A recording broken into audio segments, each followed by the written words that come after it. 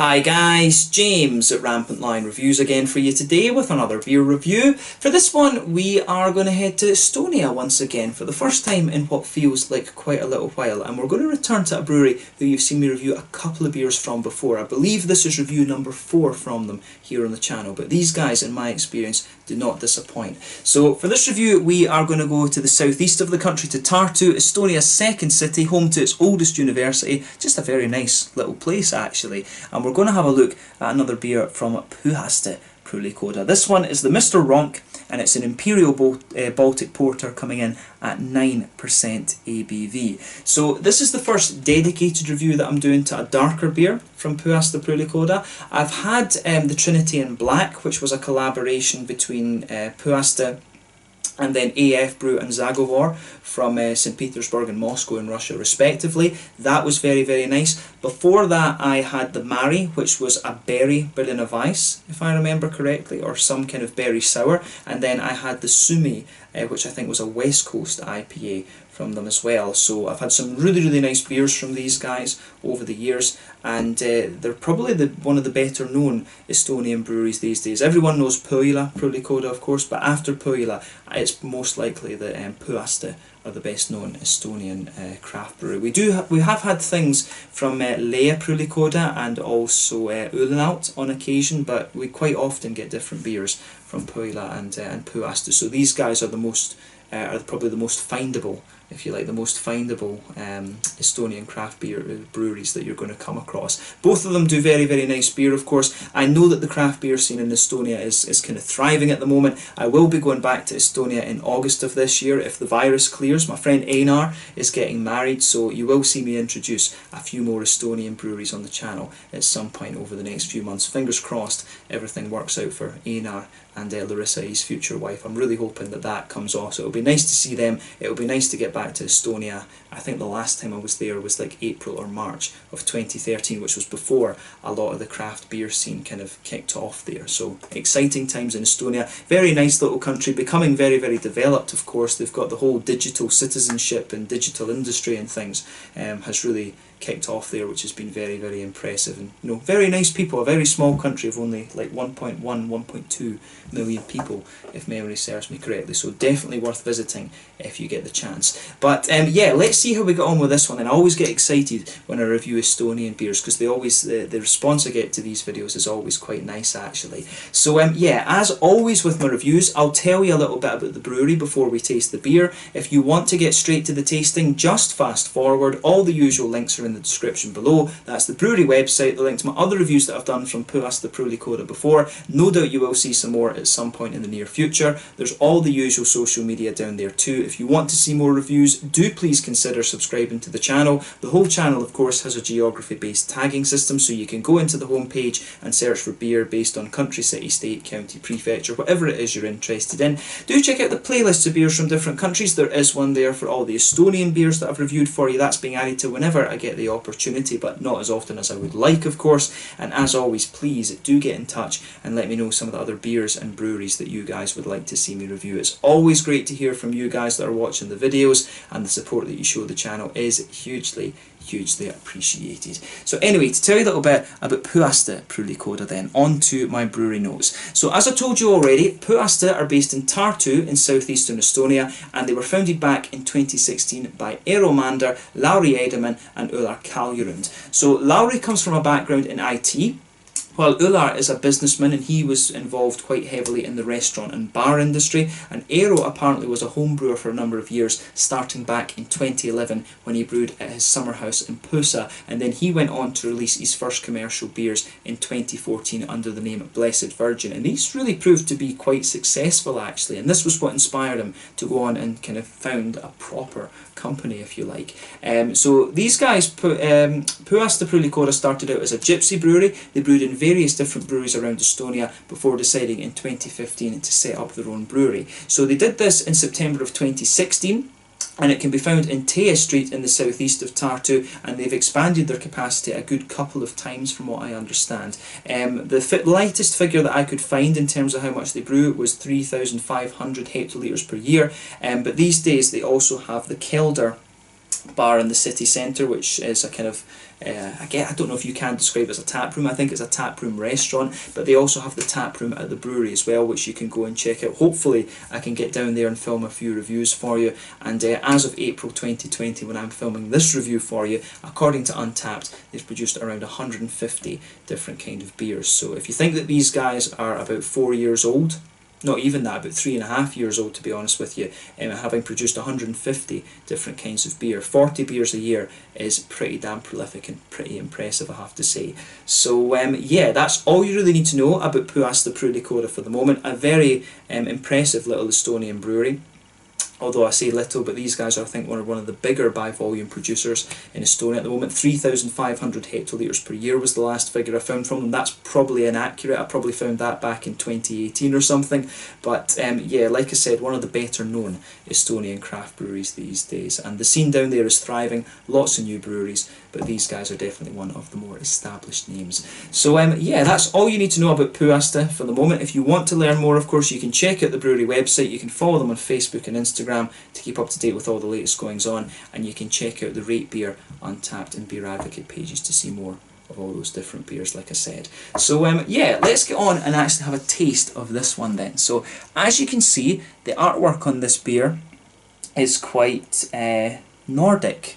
So it is almost quite Nordic. I mean, Estonia, the Baltic countries do have quite a distinctive culture. I mean, Latvia and Lithuania, their languages and things are quite similar, but Estonian language is actually more related to Finnish. It's a Uric language, but they only understand something like 30 or 40% of each other, from what I understand. I do remember some of the random Estonian words that Einar taught me, like the table would be loud.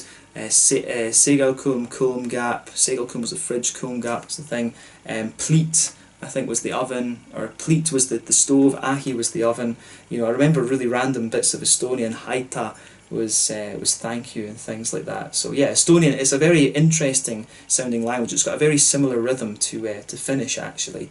But yeah, their culture, I think, Estonia was part of the Swedish Empire sometime in the 1600s, along with Finland and things. So it's not surprising that you've got images like the raven are still quite present in the kind of Estonian culture and things. So quite cool to find that on one of the beer bottles, of course. But yeah, probably the raven, it is just a symbol of kind of darkness, and with this being a Baltic porter, you know, not really surprising at all. But it says on the side here, this one is a rich and complex bottom fermented Baltic porter with hints of dark chocolate, caramelised toffee and prune flavours in the palate.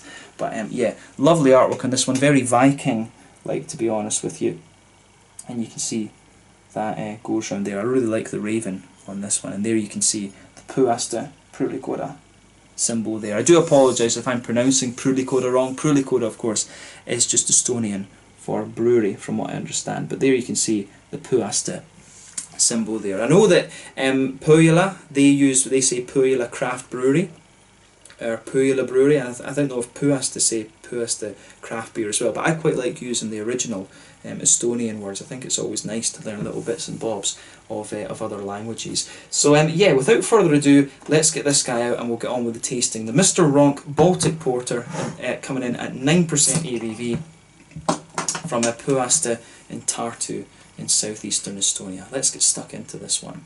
So I have been to Tartu before. Einar and I went down there. There's a nice observatory up on the hill, which was really cool, and we went into this old kind of restaurant-y place that was a gunpowder cellar, which was really interesting, and they had their own beer that they brewed. But when I was there back in like March, April 2013, this was before a lot of the kind of craft beer scene kicked off in Estonia. So when I go back this time, it'll be a bit of a treasure trove, because I know it really is thriving. It'll be cool to go and try Pohjola and Puhäste and then discover all of the other breweries that are down there now as well.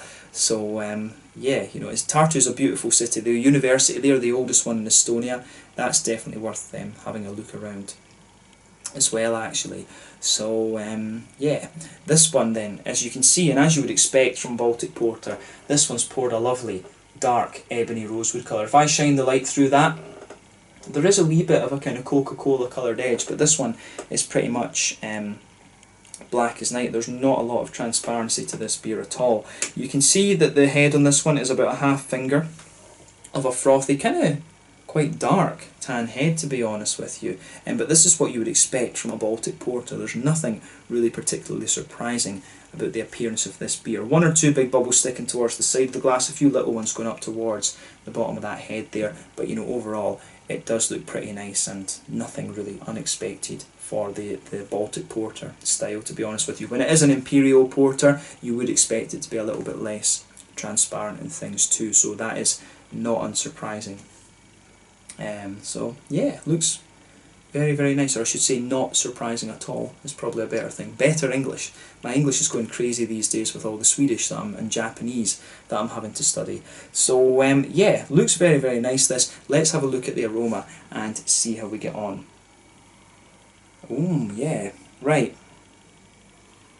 So yeah, with this one, it's really got a very smooth roastiness to the base. It is almost a little bit coffee-like in its note, actually. I mean, the obvious thing to question would be whether there's carafa malt in this, because this beer, it really has a kind of well-fired, toasty, bread-crusty base. You can get a little bit of the smoother, almost coffee bean-like note to it, but it's not quite as aromatic as coffee beans would be.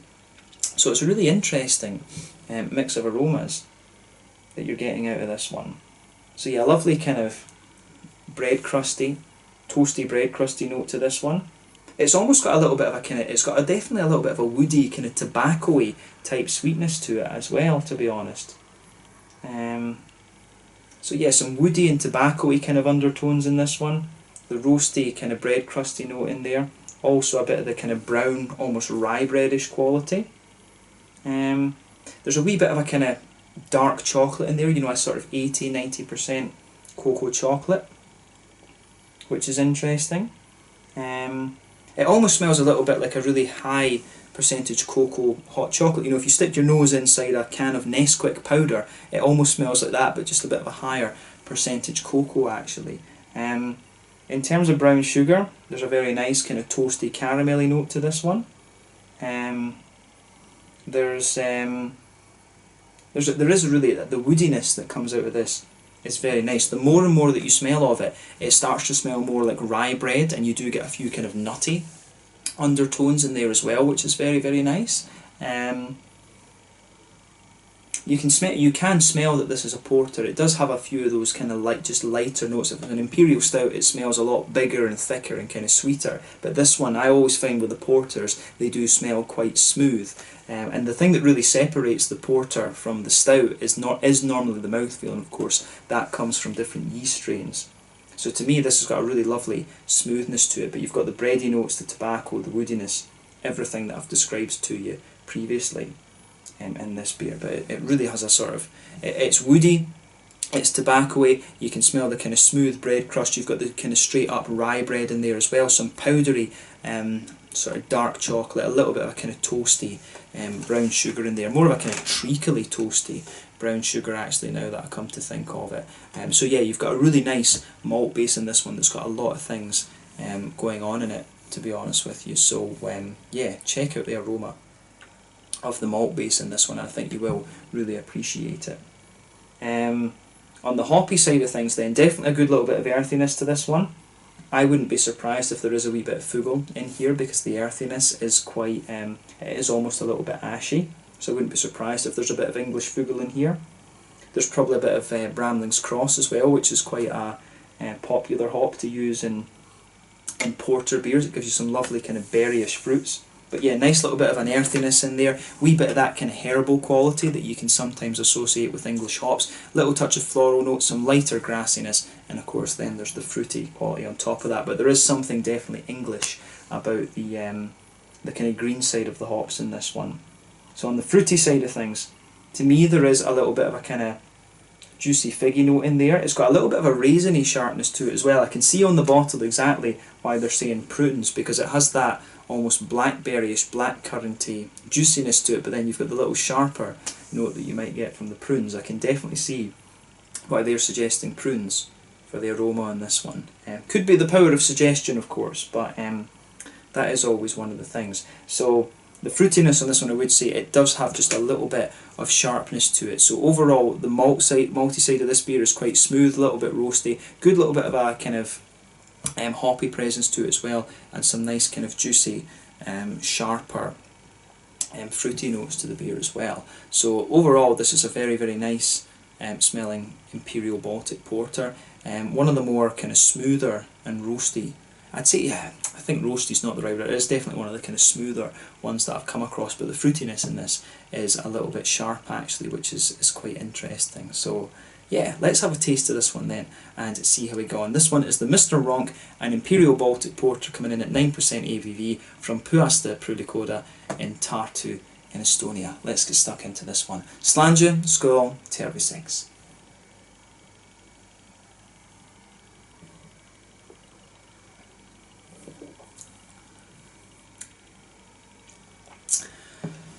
That's really nice. I mean, again, I'm not surprised from Puhäste. You know, these guys, they know what they're doing. You know, I shouldn't be surprised when I try one of their beers and like it.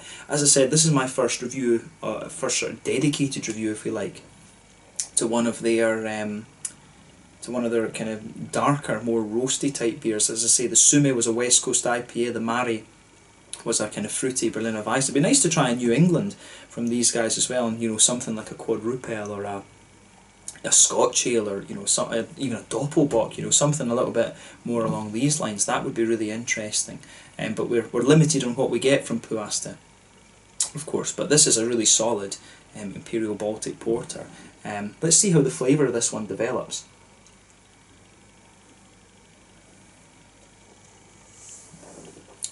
So yeah, it's actually, in some ways, this beer, it has a little bit more roastiness to it, but I find this one, when the liquid is on your tongue, it actually turns out to be really quite sweet, which is interesting.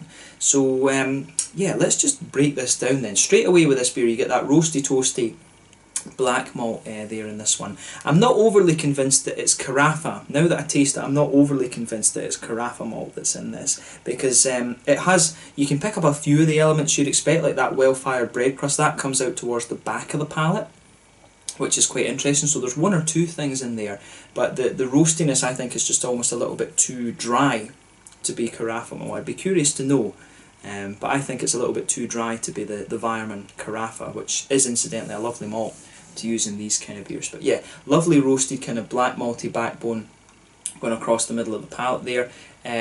Towards the back of the tongue, you can really feel that drying out a little bit. I wonder if there's maybe a wee touch of Pilsner malt, just a tiny, tiny touch, just to crispen the back part of the palate up there. But as you move further forward from that, if you go, you can feel there is a little bit of a kind of brown bready quality there, an almost rye bready quality, but that comes in and it fades away very quickly. This is quite I find this to be quite a dry Baltic Porter compared to some of the other ones I can think of.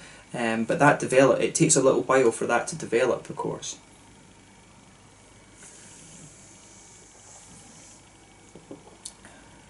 Yeah, when you take this beer in initially, the liquid actually leaves your tongue quite sweet, and then you can really feel it. It's like from the edges of your tongue, it just dries and dries and dries and dries, and then meets in the middle actually, which is really interesting.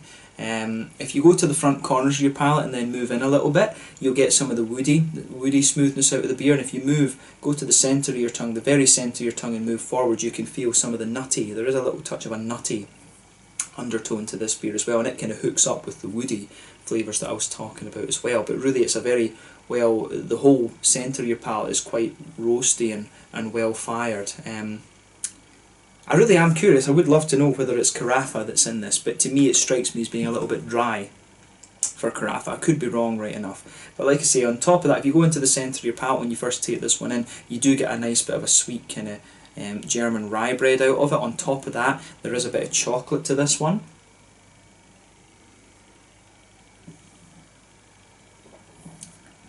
Yeah, so definitely a nice little bit of a sweet kind of milky chocolate in the middle of the palate there, although in fairness, as the flavour develops, it starts to lean towards a more kind of 70-80ish% cocoa chocolate. In the very centre of your palate, that's when you'll pick out some of the kind of brown sugary notes, and for me, it is almost like a kind of sweet caramel, but again, it starts to move towards that roasty, toasty, kind of treacly, almost treacly molasses type thing.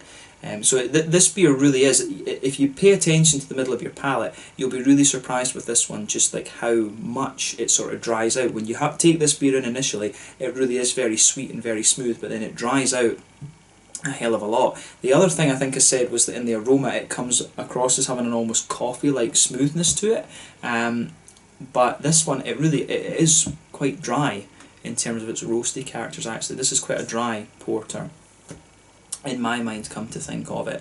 So yeah, just be aware of that when you try this one. This strikes me as being quite a dry Baltic porter. Be curious to know your own thoughts on that in the comments section below, but it definitely strikes me as being on the drier end of the spectrum.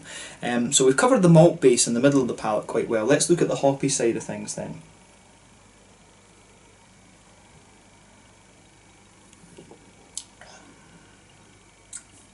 So yeah, back corners of the palate, there is a wee bit of a kind of ashy earthiness to this one. Again, I wouldn't be surprised if there's a little bit of fugo, English fugo hop in this one. But as you come further forward along the side of the tongue, that ashiness, it does spread forward a little bit. You get some nice floral aromaticity towards the front corners of the tongue, then round the very front curve of the palate, it is a little bit lighter and grassy. I mean, I really wouldn't be surprised if there is a little bit of I think that I've got a feeling that this might be Fugos and potentially Bramling's Cross, but there's something about the kind of front curve of my palate that tells me maybe not Bramling's Cross. Bramling's Cross would give you some of the nice fruity notes, but I don't know if you can get that straight up from Fugos. There is you can feel really around the edge of your the front part of your tongue, there is a good bit of dryness to this beer, which is quite interesting. The way that the kind of flavour comes out in this beer is what makes it quite unique in my mind. It's got everything you'd expect, but definitely leaning towards that roasty kind of dry end of the spectrum for the you know, for the Baltic porter in my mind. It's almost a bit more like a robust porter, to be honest with you. So yeah, on the fruity side of things then, as I always say, you get that nice oily bubble behind the front curve of your palate where the juicy fruity esters start to push their way out of the beer. And for me, when you take this one in, it's definitely got a little bit of that kind of figgy, raisiny kind of note to it, almost a little bit plummy, but then you can feel it sort of just rolls out and you start to get a more kind of berryish, like a blackcurranty blackberry sort of thing out of this one. Then a juicier fig kind of sits on the tip of the tongue as you go further into the aftertaste. I think further back it's blackcurrants and blackberries, then you've got a nice sort of figgy quality on the tip of the tongue the further you go into the aftertaste with this beer. But then behind that you really start to get the dry, roasty, black malty notes and some of the earthy, ashy kind of qualities out of this beer, which I really suspect it's English hops that's in this. So yeah, this is definitely a Baltic porter that leans towards the roasty, toasty end of the spectrum. The more you drink of it, you can kind of tell it's 9%. I mean, it covers its alcohol well, but I think the roastiness really gives a little bit of the booziness away. And I can feel a little bit of warmth from it down here, which is interesting, but that's to take nothing away from the beer itself. I think this is a really nice example of the style. It really is down to whether you prefer your Baltic porters to be quite roasty and toasty, or whether you prefer them to be a little bit kind of smoother. And I mean, I think I quite like them a little bit smoother, but I've enjoyed, you know, I've been really enjoying the coffee Imperial stouts and things like that recently. So yeah, this one for me is a little bit kind of roasty and harsh compared to others, but that doesn't take away anything from how good a beer it is. You know, I'd probably, if I saw this one on the tap and I wanted a dark beer to do in the brewery for a little review, I probably would consider having this one again. But you know, if there are others on offer, I'd be curious to see what else is there. But as a Baltic porter, if you like a nice roasty, toasty one, then this one really is going to tick a lot of the boxes for you. This is an awesome beer. It's a style, I don't get to review too many Imperial porters these days, but this one was definitely nice. One of the more roasty, toasty ones, like I've repeated a few times. In terms of the mouthfeel then,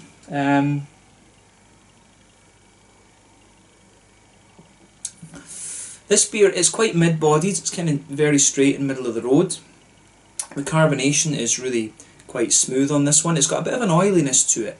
It really is quite an oily one, this, but like I say, overall the beer really gives you quite a dry mouthfeel because it really dries out on the middle of your palate. In terms of the bitterness and things with this beer, there is bitterness coming from both the malt base and the hoppy side of things.